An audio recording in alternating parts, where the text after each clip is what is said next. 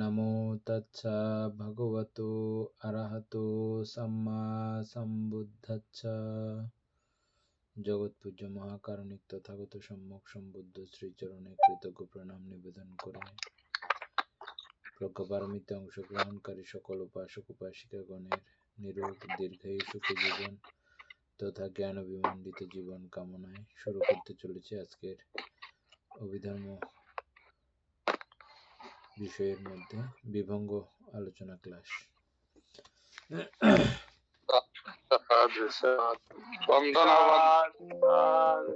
মঙ্গলক মঙ্গলক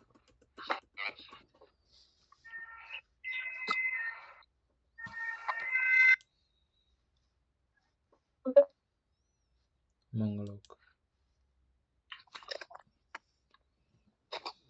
উপাসক আরম্ভ করেন।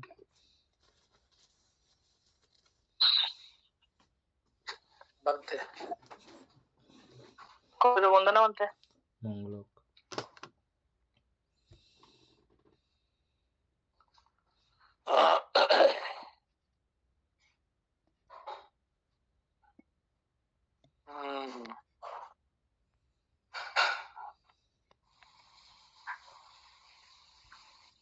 আচ্ছা, তাহলে আমরা 456 পৃষ্ঠা 76 নম্বর করবো। প্রথমটা পড়ছিলাম আমরা তৃষ্ণা বিচরিত নির্দেশে নামান্তে গতকালকে।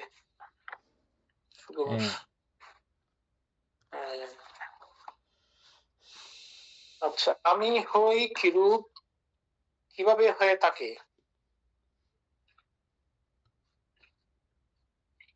আমি হই কিরূপ কিভাবে হয়ে থাকে একজন রূপ বেদনা সংজ্ঞা সংস্কার অথবা বিজ্ঞানের মধ্যে কোন ধর্মকে স্বতন্ত্র ভাবে না করে। আচ্ছা, একজন রূপ বেদনা সংজ্ঞা সংস্কার অথবা বিজ্ঞানের মধ্যে কোন ধর্মকে স্বতন্ত্র ভাবে ভিত্তি না করে আমি হই বলে ছন্দ প্রাপ্ত হয়।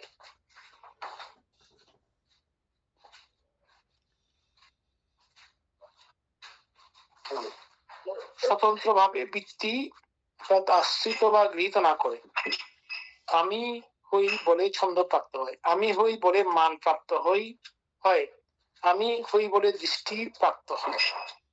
যখন ইহা ঘটে উহাদের বিদ্যমানতায় তখন এই প্রপঞ্চ সমূহ হয়ে থাকে। জগতে আমি একজন হই বা আমিও এইরূপ হই বা আমি অন্যরূপ হই।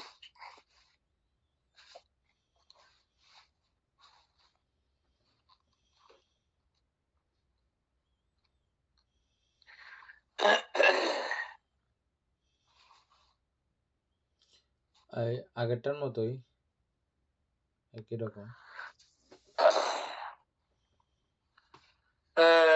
আগেরটার মতোই বানতে, কিন্তু এখানে একটা বিষয় মনে হয় আলোচনা করতে হয়, সেটা হচ্ছে আমি হই কিরূপ কিভাবে হয়ে থাকে। আচ্ছা, একজন এখানে রূপ বেদনা সংজ্ঞা সংস্কার অথবা বিজ্ঞানের মধ্যে কোন ধর্মকে স্বতন্ত্র ভাবে ভিত্তি না করে। ও আচ্ছা, ওই সব ধর্মগুলি ভিত্তি না করলে আর কি ইচ্ছা। হ্যাঁ, বলতে একেবারে মূল বিষয় অনাত্মা বুঝলে এটা বোঝা যাবে। আমি হই বলে ছন্দ প্রাপ্ত হয়, কারণ ওগুলোকে যদি ভিত্তি করতো তাহলে এই বিষয়টা আসতো না আর কি। না, হ্যাঁ, এগুলো তো ফার্স্ট বিষয়ের পাঁচটা জিনিসের যৌথ সমন্বিত একটা ব্যাপার। হ্যাঁ, ওটাকে ভিত্তি না করাই বলেছে। নাম রূপে মানে ওই অস্তিত্ব খুঁজে পাওয়া যাচ্ছে না। আবার আমরা তো এর থেকে আরো সূক্ষ্ম বেদনাকেও বেদনার জায়গায় অস্তিত্বহীন দেখেছি, সংজ্ঞাকেও দেখেছি, সংস্কারকেও দেখেছি। ওরাও যদি এরকম আমি হই বলতে চাই বেদনায়ও, তারাইও অস্তিত্ব হারা ওইভাবে। এখানে তো বান্ত এগুলোকে ছন্দ মনে করতেছে আর কি। এগুলোতে ছন্দ যদি বুঝে যায় ও যদি ভুল বুঝে, এগুলো সম্পর্কে সঠিক ধারণা না থাকলে ছন্দ তো হবেই। হ্যাঁ, ছন্দ বলে তো আমরা আঁকড়ে আছি বলতে এখনো। হ্যাঁ, ছন্দ আছে বলে আমরা আটকে আছি। আমরা আঁকড়ে আছি না ছন্দ বলে? হ্যাঁ। পঞ্চস্কন্ধকে আমরা আঁকড়ে আছি তো সে কারণে।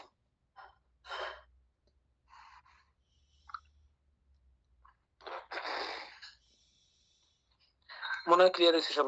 আচ্ছা, তাহলে 2 নাম্বার, এই জগতে একজন হই কিরূপ?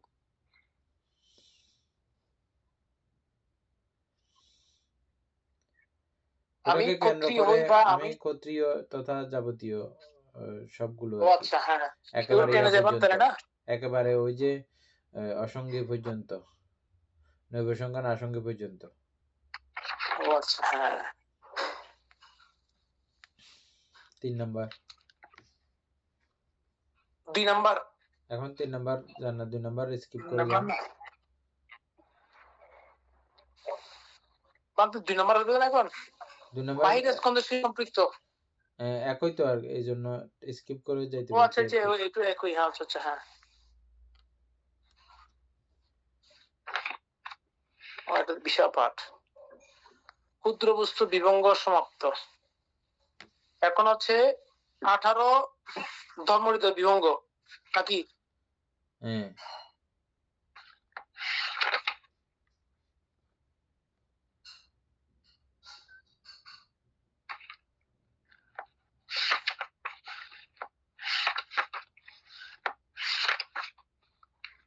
সেটা একেবারে শেষ করে দিয়েছেন যে? একই তো প্রায় দেখলাম এইজন্য। মূলটা বুঝলে মনে করতেছো? মানে মূলটা যদি বোঝা হয়, আমরা যেহেতু রূপের রূপ কখনো ও আমিত্ব প্রকাশ করতে পারে না, ওই পর্যন্ত আমরা জানি আসছি। ওই পর্যন্ত বুঝলে এগুলো ওই জায়গাটা বোঝানোর জন্য এই বিভঙ্গটা প্রয়োজন। আর আমরা ওই জায়গায় বুঝে চলে আসলে এটা এমনি নরমালি কোনো কিছু না। হ্যাঁ, হ্যাঁ, ঠিক আছে বলতে। কারণ এখানে প্রত্যেকটা পার্ট করছে আর কি। হ্যাঁ, কিন্তু এই পার্টের থেকেও মানে আমরা আরো সূক্ষ্ম জায়গার মধ্যে এই পার্টের সঙ্গে আমাদের পরিচয় হয়ে গেছে। হ্যাঁ। হুম, হুম। অর্থ সংগ্রহের কারণে। অর্থ সংগ্রহের কারণে, তাছাড়া আমরা এমনি তো ভাবে বিভিন্ন ভাবে এই বিষয় নিয়ে অনেকবার আলোচনা হয়েছে। হ্যাঁ।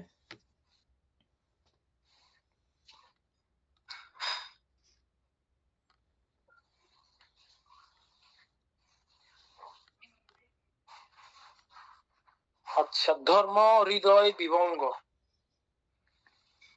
সর্ব ধর্ম সংগ্রাহী বার বিভাগ। এটা কোন জায়গায়?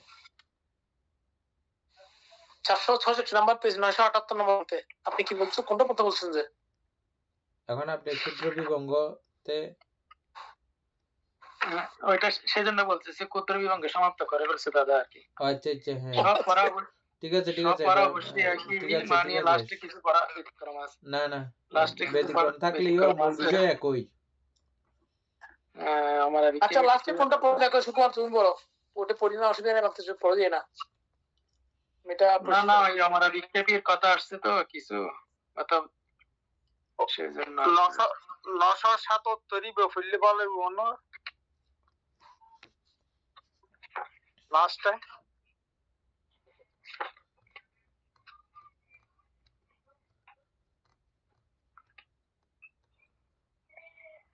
আচ্ছা, এই ব্যাপারে আমরা বিক্ষেপ আসছে।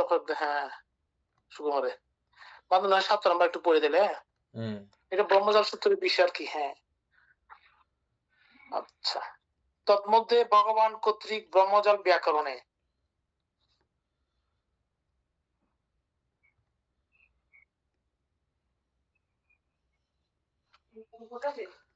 ব্রহ্মজাল ব্যাকরণে উক্ত 62 প্রকার মিথ্যা দৃষ্টি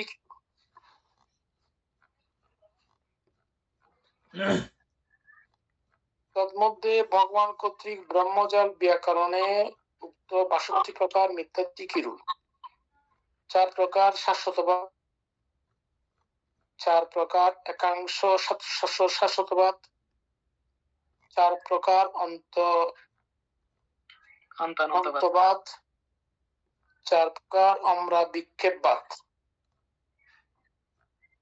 2 প্রকার অতিত্ব সম্পন্নবাদ, 16 প্রকার সঙ্গীবাদ, 8 প্রকার অসঙ্গীবাদ, 8 প্রকার নৈবসঙ্গী নাসঙ্গীবাদ, 7 প্রকার উচ্ছেদবাদ, 5 প্রকার দৃষ্টতম নির্বাণবাদ, এই 62 প্রকার মিথ্যা দৃষ্টি ভগবান কর্তৃক ভগবান কর্তৃক ব্রহ্মজাল ব্যাকরণে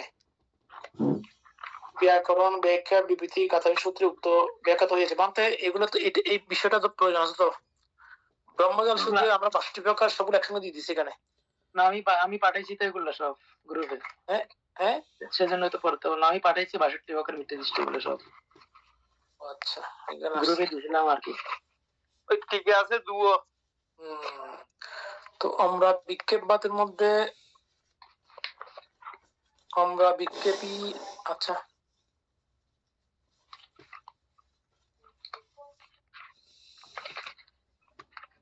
মরে না বলে অমর, স্ত্রীলিঙ্গে আমরা, মনে আছে আমরা বিক্ষেপবাদ? আমরা বলতে ওই যে কতগুলো আমরণ গাছের কথা আলোচনা করছিলাম উদাহরণ হিসেবে। মূল বিষয়টা মনে আছে তেমনি না? মূল বিষয় বলতে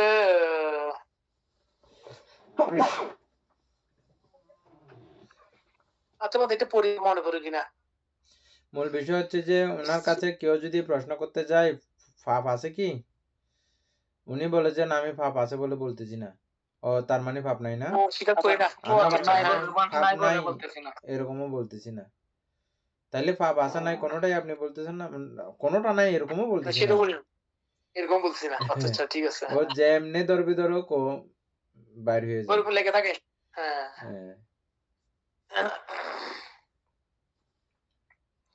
স্ত্রীলিঙ্গে আমরা গুরুচি, দুর্ভাগ্যকেও আমরা বলে গুরুচি যেমন মূলে বা উপমূলে প্রতিষ্ঠিত না হয়ে তরুষি করে অনালম্ব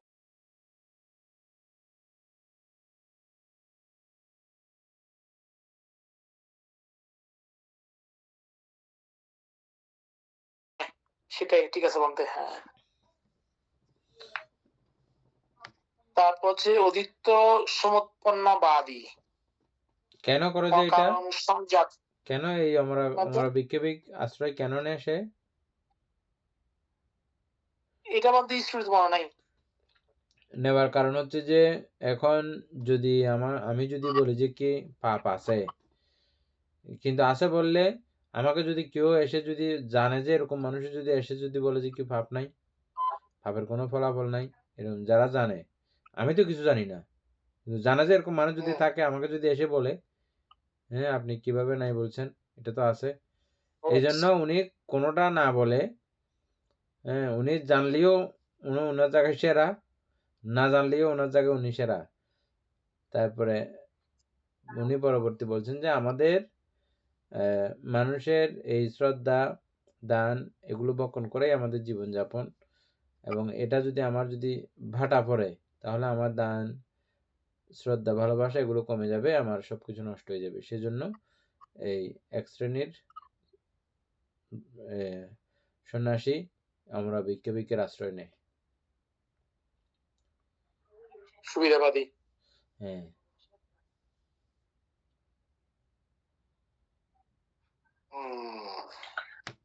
এখানে অদিত্য সমুৎপন্নবাদ এটা একটু ক্লিয়ার করলে ভালো হতো, ভুলে গেছি।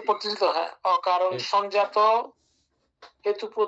হেতু প্রত্যয় ব্যতীত উদ্ভব। আমরা ওই যে পড়ছিলাম যে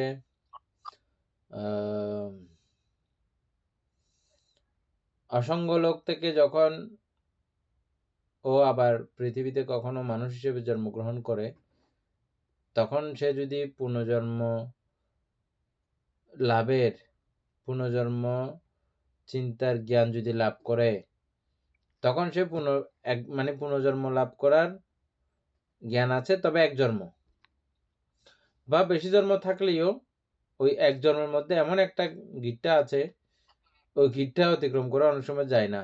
আর বেশি জন্ম দেখার ক্ষমতা থাকলেও যখন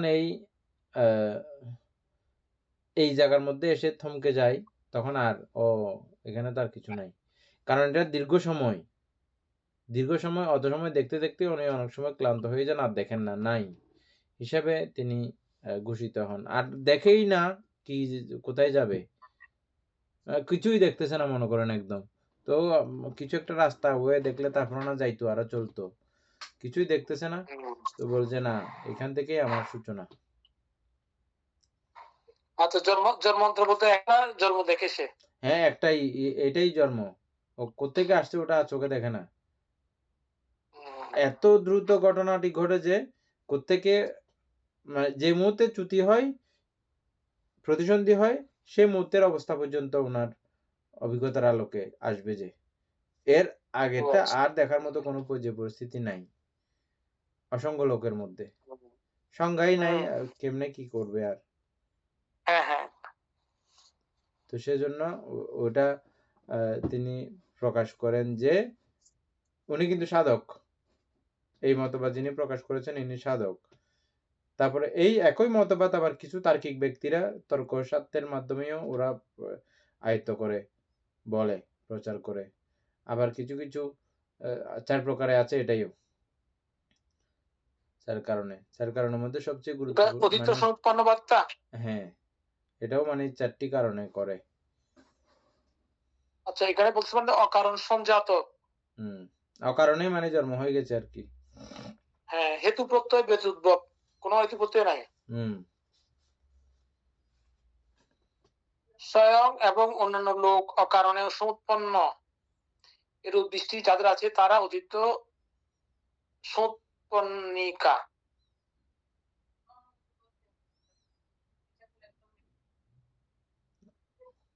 বুঝছেন তো এখন না? দর্শন মতো বলতে পুরা বুঝছেন ক্লিয়ার বিষয়টা? সুকর বাবু মনে পড়ছে?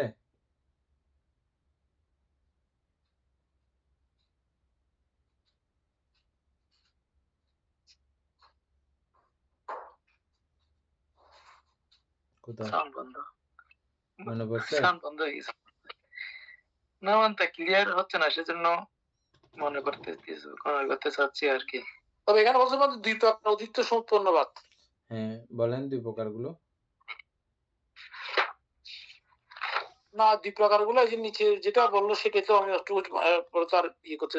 অকারণ সংজাত হেতু প্রত্যয় ব্যতুদ্ভব একটা, আর দ্বিতীয়টা হচ্ছে স্বয়ং এবং অন্য লোক অকারণে সমুৎপন্ন এরূপ দৃষ্টি যাদের আছে তারা অতীত সমুৎপন্নিকা। এখানে নিজে এটা তো তারপরে আমরা ব্রহ্মজাল সূত্রের মধ্যে যখন পড়ছিলাম এটা কি কাকে কাকে কোন কোন বিষয়কে ভিত করে হয়। একটা হচ্ছে যে সাধকের যেটা বললাম ওটা ধ্যান বলে উনি পেয়েছেন, লাভ করেন। হ্যাঁ, আবার কিছু কিছু আছে যে ধ্যান শক্তি ছাড়া এমনি তর্ক বিতর্ক করতে করতেও কেউ কেউ এই আলোচনাতে পৌঁছেন, এটা প্রচার করেন। হ্যাঁ, অথবা কেউ কেউ কারো কারো কাছ থেকে শুনেও, যেমন এই অদ্বৈত সমুৎপন্নবাদীর থেকে অন্য কেউ যদি শোনে, ওই শোনা বিষয়ে অনেক সময় এটার উপরে ভিত করে প্রকাশ করে, এরকম আমরা দেখছিলাম না না কিছু। হ্যাঁ, ওইটা বলতে, হ্যাঁ ওটা তো লিখছে সেটাই। হ্যাঁ, ঠিক আছে। তো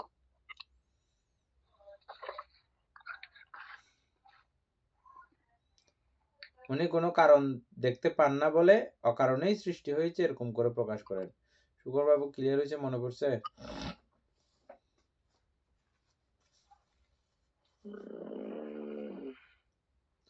উপাসক যাদিত্য বাবু বলেন তো পুরো বিষয়টা সুন্দর করে।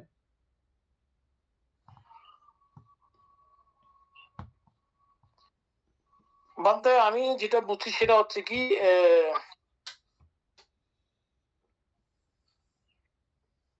এই অতীত সম্পন্নবাদী লোকরা ওনারা ওনাদের দৃষ্টিভঙ্গি এরকম যে ওনারা কোত্থেকে আসছে, কি মানে কোনো কারণ ছাড়াই আসছে, কোনো হেতু প্রত্যয় ছাড়া ওনাদের জন্ম। ওনারা বলতে চান এইভাবেই। এক শ্রেণীর অতীত সম্পন্নবাদীরা, আর এক শ্রেণীর যারা বলছে সেটা হচ্ছে আপনি যেটা বলছেন একটু আগে, স্বয়ং নিজে এবং অন্যান্য লোক যেভাবে উৎপন্ন হচ্ছে, এটা মতবাদটা ওনারা বিশ্বাস করেন এবং সেভাবেই ওনারা এই অতীত সম্পন্নিকা হন। এই দুইটা এমনি পাইছি যে এরকম, একটু দেখেন তো। বলেন। জগৎ আত্মা কোন কারণ ছাড়াই উৎপন্ন হয়েছে, এটা আর কি, মানে অভিজ্ঞতা ছাড়া আর কি। এটা আর কি, আর এটাই আমরা দ্বিতীয়টা হচ্ছে বলতেছি যে আর কি। যুক্তির মাধ্যমে প্রতিষ্ঠা করা হুম যেসব কিছু কোনো কারণ ছাড়া মানব দেশে ঘটে, হুম মানে দুই প্রকার বলতেছে আর কি বলতে। এটা এখন এটাই তো বলা হচ্ছে এটাই এখন। আমরা বলতেছি আর কি এতক্ষণ। এখন বুঝছেন আপনি? ঠিক বুঝছি। হ্যাঁ, এখন বুঝছি বুঝলে বলতে। হয়েছে। তবে আমরা 62 প্রকার গুলো কোনো সময় আলোচনা করিনি বলতে, এমনি করছি পাইছি। হ্যাঁ? করছি। না না এখন করছি, এখন আপনি তো আবার একটা যদি একটা করে পড়েন, একটা একটা করে 62টা খুঁজে মানে এখন আবার আলোচনা যদি করি। ওই আলোচনা করেন, এখন সুন্দর করে পরিষ্কার হয়ে যাবে। তা সরাসরি এমনি হঠাৎ করে ব্রহ্মজাল সূত্র পড়লে এমনি নরমালি কেউ বুঝবে না, এটা আমরা এতক্ষণে বুঝে গেছি অন্তত। ব্রহ্মজাল সূত্র এমনি নরমালি অভিধর্ম জ্ঞান না থাকলে ব্রহ্মজাল সূত্র কখনো বোঝার কথা নয়, বুঝবে না। এখন আপনি আবার পড়েন, দেখবেন একদম পরিষ্কার, হুম। প্রত্যেকটা লাইন একদম পরিষ্কার হয়ে যাবে।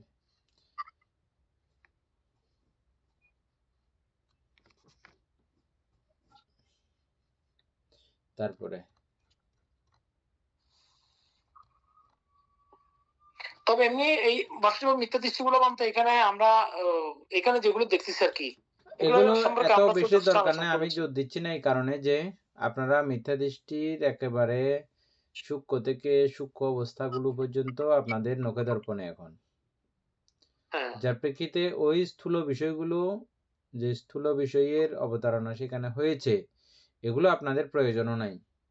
এগুলো যারা প্রাথমিকভাবে শুরু করছে, একদম প্রথম পর্যায়ের মিথ্যা দৃষ্টি থেকে যাদের জানা প্রয়োজন উচিত, তারা তাদের বেলায় এগুলো প্রয়োজন আছে আর কি। কিন্তু আপনারা অনাত্মার জায়গায় বসে মিথ্যা দৃষ্টি চিন্তা করতেছেন, অনাত্মামূলক মিথ্যা দৃষ্টি চিন্তা করতেছেন, তাইলে ওই স্থূল বিষয়গুলির মধ্যে আর আমি মনে করি ওখানে এগুলার আটকানোর বিষয় নাই, আটকে থাকবে না ওখানে। না ঠিক আছে বন্ধু, আপনার কথা ঠিক আছে তো, কারণ এখানে আমরা এই যে যে বাস্তববাদ দেখতেছি এখানে আছে কি 4টি শাশ্বতবাদ, তারপর হচ্ছে 4 প্রকার একাংশী শাশ্বতবাদ, এগুলো আমরা সবাই জানি। 4 প্রকার প্রাণান্তবাদ, এটা আমরা পড়ে আসছি একটু আগে, মানে এর আগে 4 প্রকার অমানবিকবাদ একটু আগে আমরা আলোচনা করছি। 2 প্রকার অতীত সম্পূর্ণবাদ, এটাও আলোচনা করলাম। এরপর আছে কি 16 প্রকার সঙ্গীবাদ, 8 প্রকার অসঙ্গীবাদ, এটা ওই যে গুলো কথা হচ্ছে। 8 প্রকার নবসঙ্গী নাসঙ্গীবাদ, 7 প্রকার উচ্ছেদবাদ, এই তো শেষ বানতে। তারপর দৃশ্যতম নিরণবাদ, এখানে আর কিছু নাই, এগুলো তো আমাদের জানা আছে। যেগুলো প্রকার আছে সেগুলো ভাগ ভাগ করা, কিন্তু মূল বিষয়টা একই থাকবে, তাই না?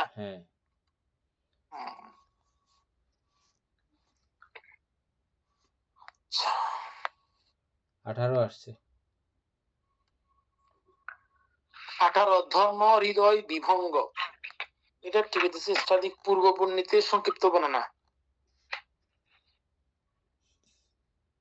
পূর্ব বর্ণিতের মানে আগে বর্ণনা করা হয়েছে বিভঙ্গ সম্পর্কে। হ্যাঁ, এটা সম্পর্কে আবার এখানে সংক্ষিপ্ত বর্ণনা করবে যে সর্ব অর্থাৎ ধর্ম সংগ্রাহিক বার। আচ্ছা, বার মানে আমরা বার সম্পর্কে কি বুঝছিলাম যে বার মানে প্যারা, অধ্যায়, এই জাতীয় অধ্যায়। আচ্ছা, অধ্যায়, প্যারা, প্যারাগ্রাফ। আচ্ছা, স্কন্ধ কত প্রকার?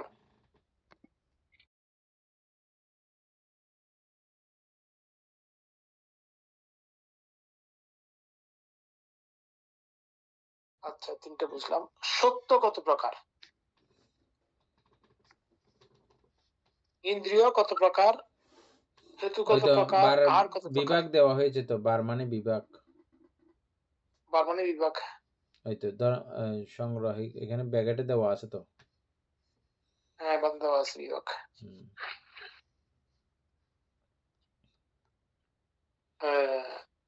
আহার কত প্রকার? স্পর্শ কত প্রকার? বেদনা কত প্রকার? সংজ্ঞা কত প্রকার? চেতনা কত প্রকার? চিত্ত কত প্রকার?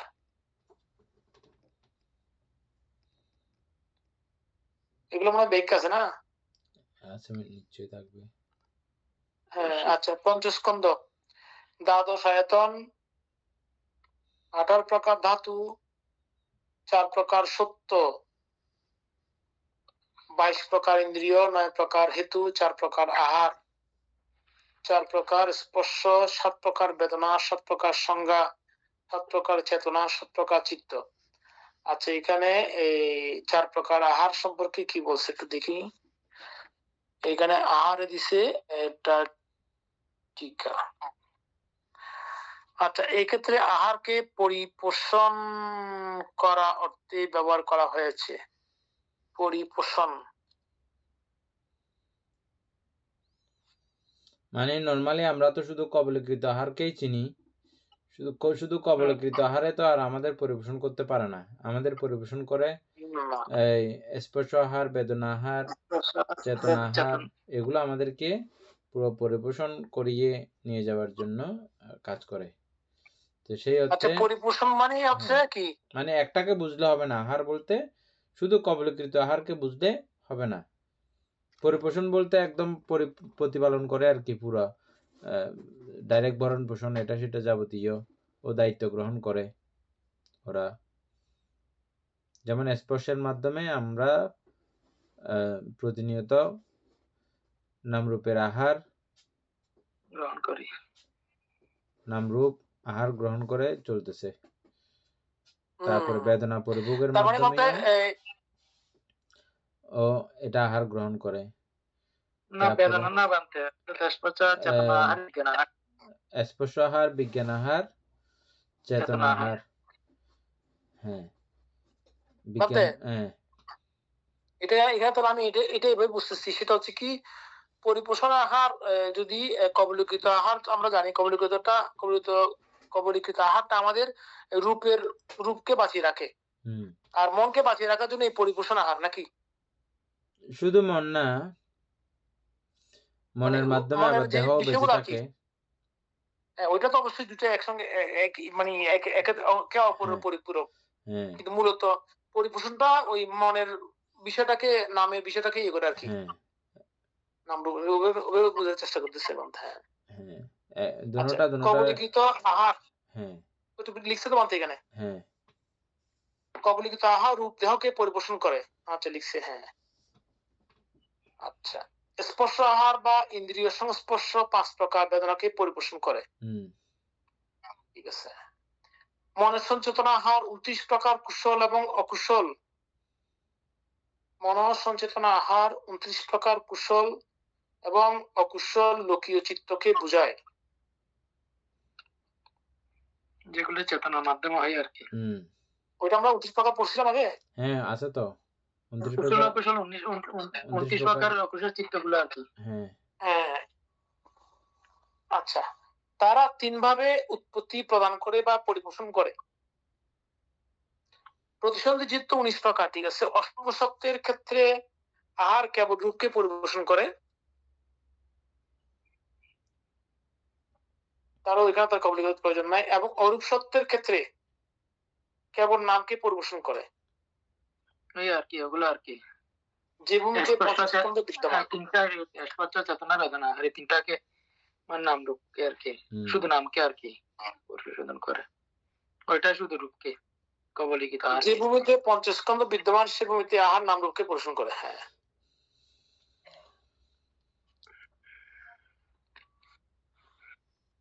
তাহলে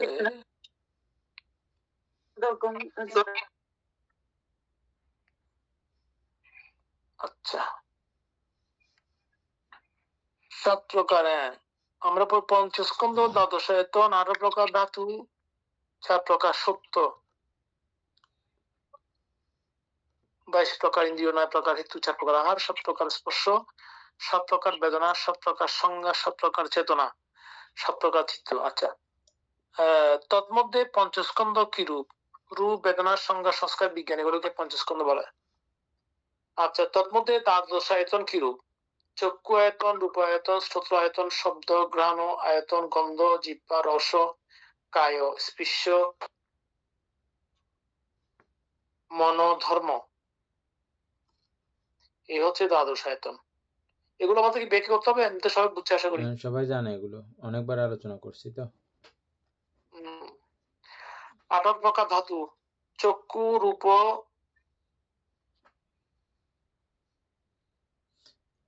তিনটা করে আর কি। চক্ষু বিজ্ঞান, চক্ষু, শ্রোত শ্রোত, ধাতু, ঘ্রাণ, জিহ্বা, কায় ও শব্দ, মন। শ্রোত তারপরে যে বিজ্ঞান। শব্দ, স্পর্শ, স্পর্শ।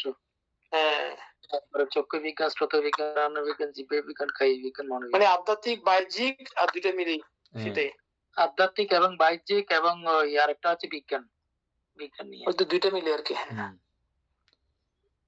আচ্ছা। 982 তন্মধ্যে 4 প্রকার সত্য কিরূপ? দুঃখ সত্য, দুঃখ সমুদয় সত্য, দুঃখ নিরোধ সত্য, দুঃখ মার্গ সত্য। 4 প্রকার সত্য। 22 প্রকার ইন্দ্রিয় কিরূপ? চক্ষু, শ্রোত্র, ঘ্রাণ, জিহ্বা, কায়, মন। স্ত্রী, পুরুষ, জীবিত, সুখ দুঃখ, সমনস্য, দোমনস্য, উপেক্ষা, শ্রদ্ধা, বীর্য, স্মৃতি, সমাধি, প্রজ্ঞা, অজ্ঞাত, জ্ঞাতার্থী, লোকোত্তর জ্ঞানেন্দ্রিয়, লোকোত্তর জ্ঞানেন্দ্রিয়, এগুলো হলো 22 প্রকার ইন্দ্রিয়। এটা মনে থাকে না আমার 22 প্রকারটা।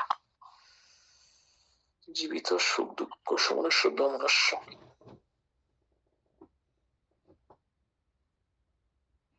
আচ্ছা, মানতে পরে যাচ্ছি তাহলে না? হ্যাঁ। তন্মধ্যে 9 প্রকার হেতু কিরূপ?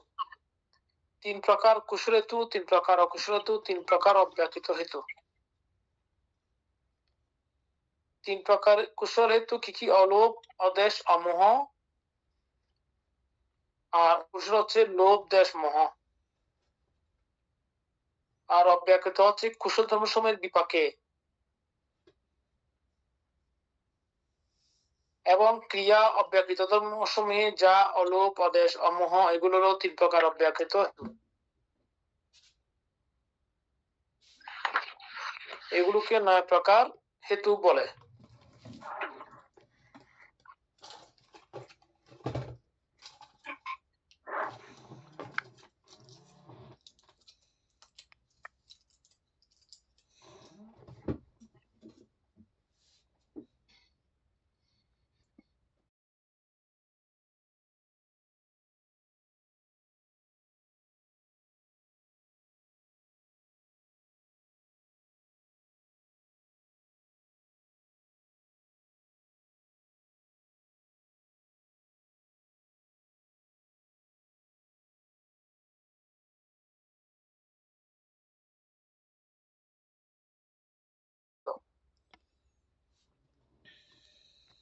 আচ্ছা, সেটা আমরা একটু আগে জানলাম। 7 প্রকার স্পষ্ট: চক্ষু, শ্রোত্র, ঘ্রাণ, জিহ্বা, কায়, মন ধাতু, মনোবিজ্ঞান ধাতু। এই 7 প্রকার স্পর্শ। 7 প্রকার বেদনা: চক্ষু, শ্রোত্র, ঘ্রাণ, জিহ্বা, কায়, মন ধাতু, মনোবিজ্ঞান ধাতু। সংজ্ঞা: চক্ষু সবগুলো একই জিনিস। চক্ষু, শ্রোত্র, ঘ্রাণ, জিহ্বা, কায়, মন, মনোবিজ্ঞান ধাতু। আর চেতনা: চক্ষু, শ্রোত্র, ঘ্রাণ, জিহ্বা, কায়, মন, চেতনা, সংস্পর্শ চেতনা। এগুলোকে 7 প্রকার চেতনা বলে। আর 7 প্রকার চিত্ত কিরূপ? চক্ষু, শ্রোত্র, ঘ্রাণ, জিহ্বা, কায়, মনোধাতু, মনোবিজ্ঞান ধাতু, এগুলোকে 7 প্রকার চিত্ত বলে।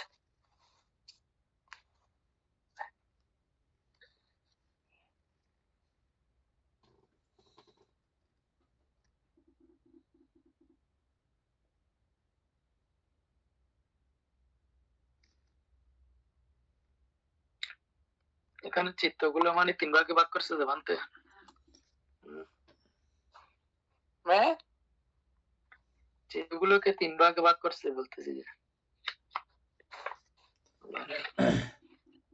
না 7 প্রকার দিছে তো, ঠিক আছে। ও আচ্ছা, হ্যাঁ ওভাবে, হ্যাঁ ঠিক আছে। তো এই সবগুলো আসছে মনোধাতু, মনোবিজ্ঞান ধাতু। চক্ষু বিজ্ঞান, শ্রোত বিজ্ঞান, ঘ্রাণ বিজ্ঞান, জিহ্বা বিজ্ঞান, কায় বিজ্ঞান, মনোধাতু। আপনার ছবি তারপরে আটকে আছে মনে হয় নাকি? না, কেন বাকি হ্যাঁ, থাকবে? ঠিক আছে না, ঠিক। মনোবিজ্ঞান ধাতু। মনোবিজ্ঞান হ্যাঁ। ধাতু বললে তো কোনো কিছু আর বাকি থাকবে কেমনে? হ্যাঁ, সকলে চলে আসবে, সেটাই তো বলতেছি।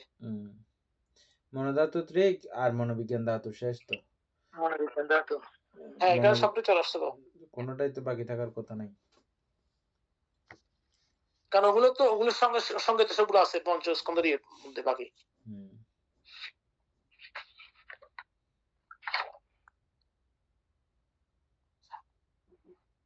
দুই নম্বর হচ্ছে উৎপত্তি ও অনুৎপত্তি বিভাগ।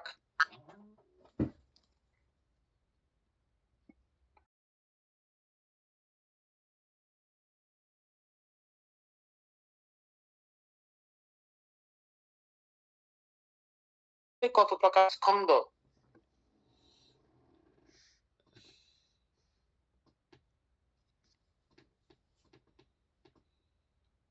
কত প্রকার আয়তন? কত প্রকার ধাতু? কত প্রকার সত্য? কত প্রকার ইন্দ্রিয়? কত প্রকার হেতু? কত প্রকার আহার? কত প্রকার স্পর্শ? কত প্রকার বেদনা? কত প্রকার সংজ্ঞা? কত প্রকার চেতনা? কত প্রকার চিত্ত? উৎপত্তি অনুৎপত্তি ভার।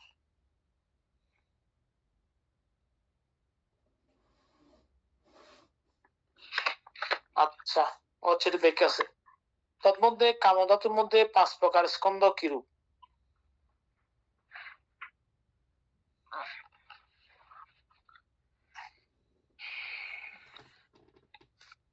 আচ্ছা, আমরা তাহলে পড়ছিলাম কি ধর্ম সংগ্রাহী বার সর্বধর্ম। এত আসছে কি উৎপত্তি অনুৎপত্তি বার।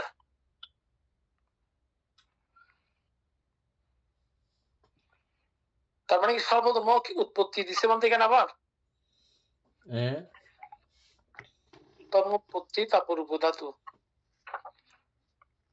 উৎপত্তি অনুৎপত্তি বার, কিভাবে উৎপত্তি হয় কিভাবে অনুৎপত্তি হয় এটা। এরপর আছে ধাতু। হ্যাঁ, ধর্ম উৎপত্তি অনুৎপত্তি তারপর ধাতু। ঠিক আছে মামা বলতে, হ্যাঁ স্পাইসি লেগেছে এরকম। আচ্ছা, কামধাতুর মধ্যে আচ্ছা পড়ছি। ধাতুর মধ্যে দ্বাদশ আয়তন কি রূপ? দ্বাদশ আয়তন চক্ষু, রূপ, শ্রোত্র, কর্ণ, শব্দ, ঘ্রাণ, গন্ধ, জিহ্বা, রস, কায়, স্পৃশ্য, মন, ধর্ম। এগুলি কামধাতুর মধ্যে দ্বাদশ আয়তন। মনের আলম্বন বা চিন্তনের বিষয়। হ্যাঁ, কামধাতুর মধ্যে 18 প্রকার ধাতু কি রূপ?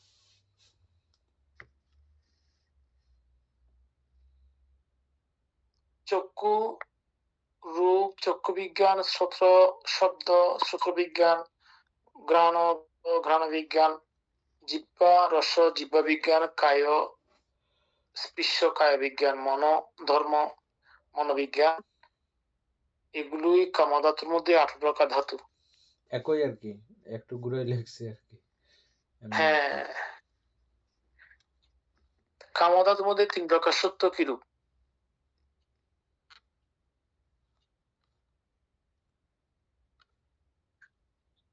আচ্ছা, দুঃখ সত্য, সমুদয় সত্য, মার্গ সত্য। আচ্ছা, নিরুদ্ধ সত্য তো বলে এটা কাম থাকবে না, তাই না? নিরুদ্ধ শেষ। নিরুদ্ধ, সেজন্য 3 সত্য আছে এখানে। আচ্ছা, কামধাতুর মধ্যে 22 প্রকার ইন্দ্রিয়। ওইটা টেনে দিছে মধ্যে 9 প্রকার হেতু টেনে দিছে, আমরা স্কিপ করে চলে নাকি? কামধাতুর মধ্যে 4 প্রকার আহার, কবলীকরণীয় আহার, স্পর্শ, মনঃসংযতনা, বিজ্ঞান আহার। আচ্ছা, সবগুলো 7 প্রকার স্পর্শ। আবার সেম ভাবে টানা হচ্ছে আর কি, প্রত্যেকটা বিষয় দিয়ে আবার টানতেছে আর কি, প্রত্যেকটা বিষয়ের সঙ্গে ওভাবে হবে না আবার, সেজন্য এই জন্য 7 প্রকার চিত্ত একইভাবে দিছে। আচ্ছা, তাই রূপধাতু পরিমাণ দ্বারা। হ্যাঁ,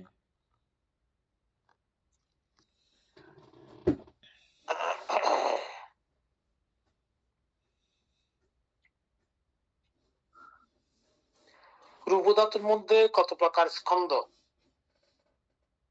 কত প্রকার আয়তন? কত প্রকার ধাতু? কত প্রকার সত্য, কত প্রকার ইন্দ্রিয়?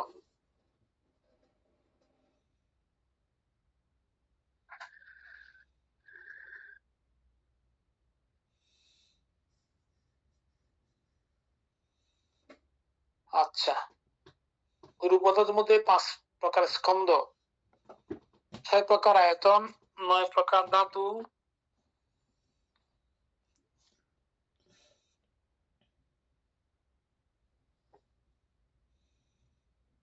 3 প্রকার সত্য, 14 প্রকার ইন্দ্রিয়। রূপ পদার্থের মধ্যে 14 প্রকার ইন্দ্রিয়, 8 প্রকার হেতু, 3 প্রকার আহার, 4 প্রকার স্পর্শ, 4 প্রকার বেদনা, 4 প্রকার সংজ্ঞা, 4 প্রকার চেতনা, 4 প্রকার চিত্ত।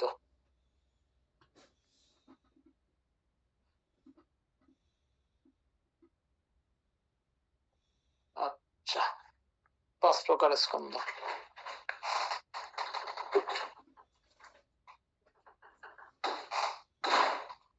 ছয় প্রকার আয়তন। রূপ ধাতুর মধ্যে 9 প্রকার ধাতু কি রূপ? এগুলোর মধ্যে সেম জিনিসই দিচ্ছি এখানে। হ্যাঁ, তারপরে একটু একটু চোখ বলাই চলে যান। 3 প্রকার সত্য,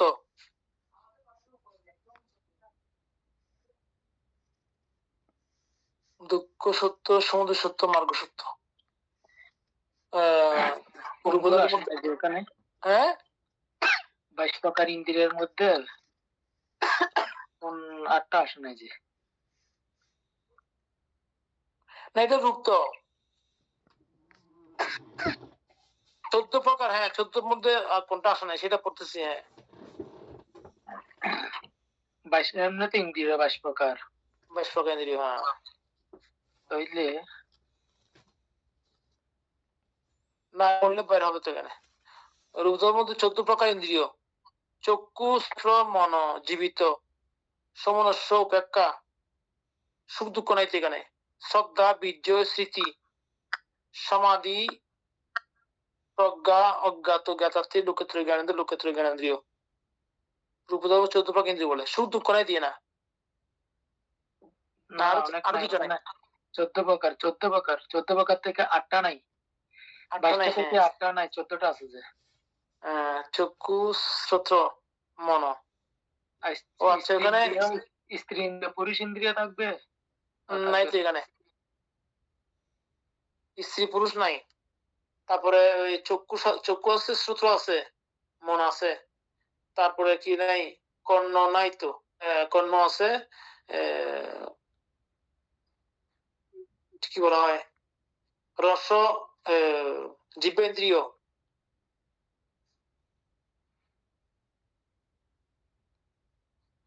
তারপরে স্পর্শ আছে, নাই তো। 8টা মিলছে না নাকি?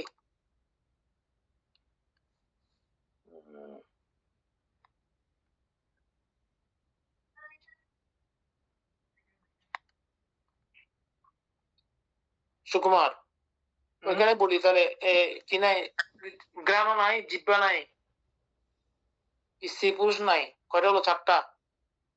সুখ দুঃখ 6টা। তারপরে দিক্ষি নাই, আর মন। সমনস্য মনুষ্য নাই মনে হয় নাকি? না, আছে আছে আছে, মনেন্দ্রিয় নাই। ওদিকে কি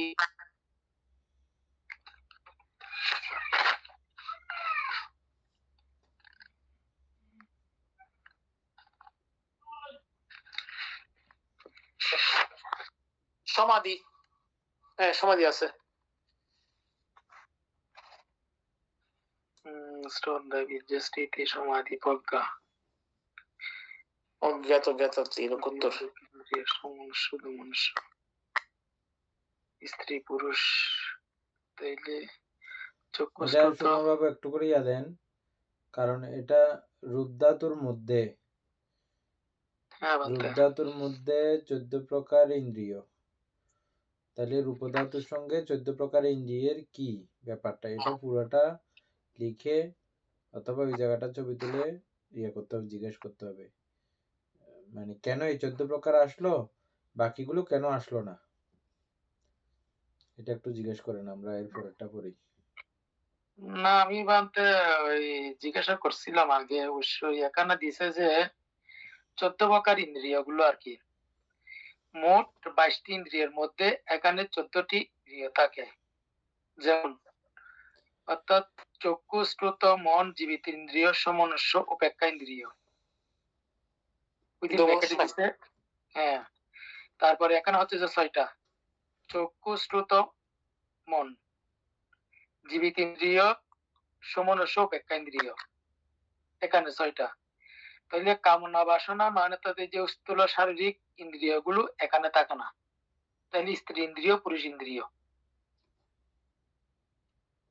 নাকি? তারপরে আরো যাই হোক, ও কোনো আচ্ছা। মানে পুরো বিষয়টা ইয়া হচ্ছে না, আপনি এটা আজকে ইয়া করবেন ভালো করে, এই পুরো না জিনিসটা রূপদাতুর লিখতে হবে। মধ্যে ওটা লিখতে হবে। হুম রূপদাতুর মধ্যে আর কি বানতে এটা হুম। লিখতে হবে যে তারপরে উপাসক, তারপরে যান।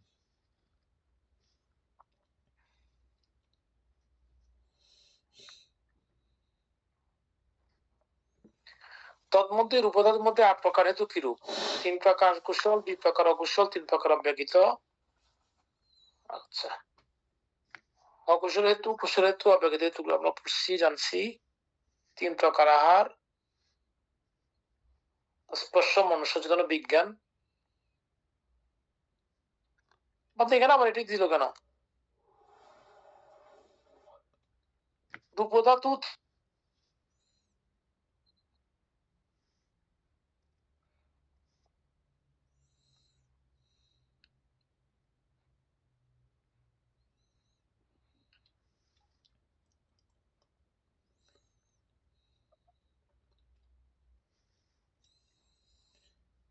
কোনটা?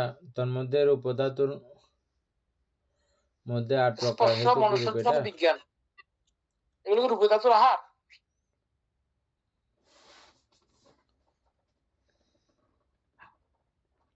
তবে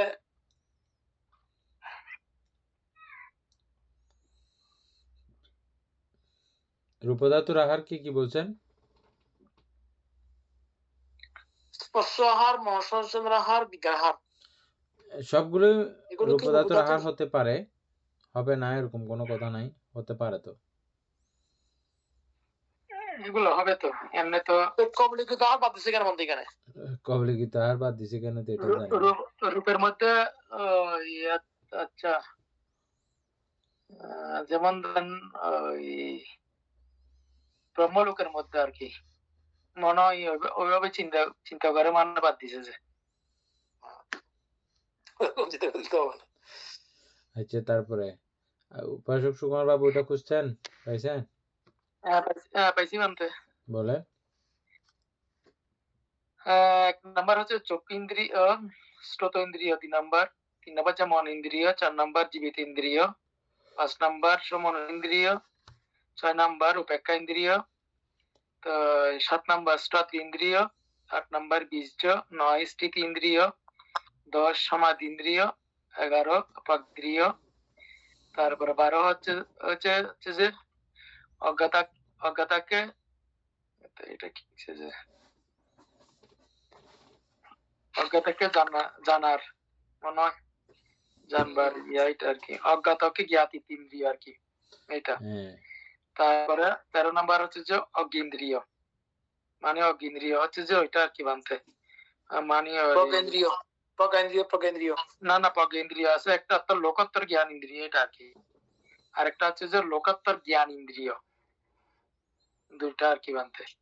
ও লাস্টে আমরা ওই যে পাইছি না, মানে অজ্ঞাতকে অর্থাৎ জ্ঞাতি ইন্দ্রিয়, তো লোকোত্তর জ্ঞান ইন্দ্রিয়, লোকোত্তর জ্ঞান ইন্দ্রিয়, অজ্ঞাতকে জানিবার জানা ইন্দ্রিয়, জানার ইচ্ছা, আরেকটা হচ্ছে যে জানার জন্য চেষ্টা করতেছে আর কি এটা। এটা মানে এভাবে লিখছে অবশ্যই, যা 12 নাম্বারটা, যা জানা নেই তা জানার জন্য উদিত হওয়ার প্রজ্ঞা, মূলত স্রোত মানে স্রোতাপত্তি থেকে মার্গগুলো আর কি, এগুলার মানে প্রজ্ঞা উৎপন্ন হওয়া। 13 নাম্বার হচ্ছে যে অর্থাৎ চার রাজ্য সত্যকে সম্পূর্ণরূপে জানার প্রজ্ঞা, সাধনার মধ্যবর্তী স্তরের প্রজ্ঞা, ওইটা একটা জ্ঞান ইন্দ্রিয় আর কি বানতে। আর হচ্ছে যে ওই লোকোত্তর জ্ঞান ইন্দ্রিয়তে হচ্ছে যে যিনি সবকিছু জেনে গেছেন বা অরহত হয়ে গেছেন, আর পরম অবস্থা, অর্থাৎ যে এটা যে মানে প্রজ্ঞা আর কি। এই 14 গুলো প্রশ্নটা তো আসে নাই, তো উত্তর আসে নাই, তো উত্তর আসে নাই। না, 14টা দিছে তো বন্ধু, 14 এখানে ছিল আগে থেকে, তাহলে সেটা প্রশ্ন না, শুনলাম বুঝে নাই। এই জন্য তুমি বুঝে নাই। প্রশ্ন হলে 14 আসছে কেন 22টা চায়? আচ্ছা এটা জিজ্ঞাসা করলে চলে আসবে তো। হ্যাঁ, 14টা থেকে মানে 22টা থেকে 14টা কেন আসছে? আর বাকি ছাড়া কি দোষ করলো? 8টা।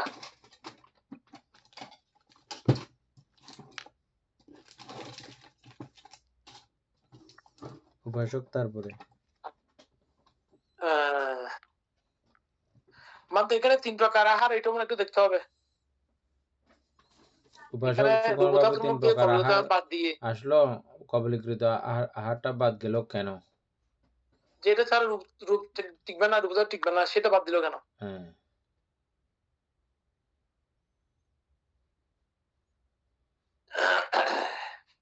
তারপর হচ্ছে রূপধাতুর 4 প্রকার স্পর্শ কি রূপ? চক্ষু, শ্রোত্র, মনোধাতু, মনোবিজ্ঞান ধাতু।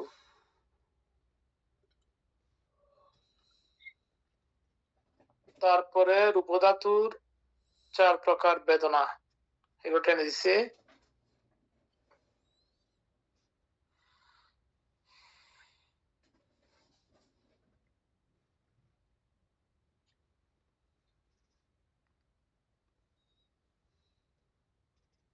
চার প্রকার চিত্ত, 4 প্রকার অরূপ ধাতু, 4 প্রকার স্কন্ধ, সবগুলো পেয়ে দিয়ে ফেলছে।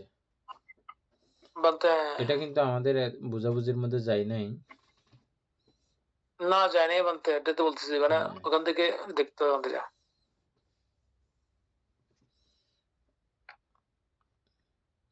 তারপরে অরূপ ধাতু আজকে আর সময় নেই, কালকে